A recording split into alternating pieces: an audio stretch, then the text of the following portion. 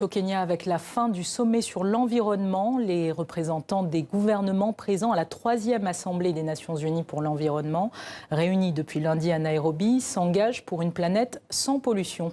Maud Roubaud fait le point. Pesée, mesurée, cette tortue est rapidement remise à l'eau par les soigneurs. Toutes n'ont pas cette chance, les tortues kenyanes sont menacées par les déchets plastiques. Beaucoup meurent après avoir avalé des sacs, des bouchons ou des emballages. Nous nous concentrons sur les tortues parce que c'est une espèce menacée, mais aussi parce que c'est une espèce charismatique.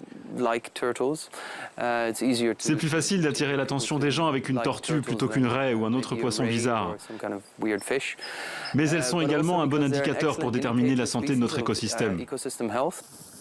Les associations de protection de l'environnement organisent régulièrement des opérations de nettoyage de la plage, mais cela ne suffit pas. Ces déchets ne viennent pas seulement du Kenya, ils sont charriés au gré des courants, depuis le Yémen, Madagascar ou encore l'Indonésie, des pays qui se sont engagés à rejeter moins de déchets plastiques. Une partie de la résolution verra les régions et les pays commencer à surveiller et à vérifier la quantité de plastique qu'ils rejettent dans l'océan. Il y aura probablement un autre engagement pour aller jusqu'à une réduction d'ici à 2025. La résolution, signée par les 193 pays membres de l'ONU, ne concerne pas seulement la pollution des mers par les plastiques. La communauté internationale s'est aussi engagée à limiter la contamination de l'air, des sols et des rivières.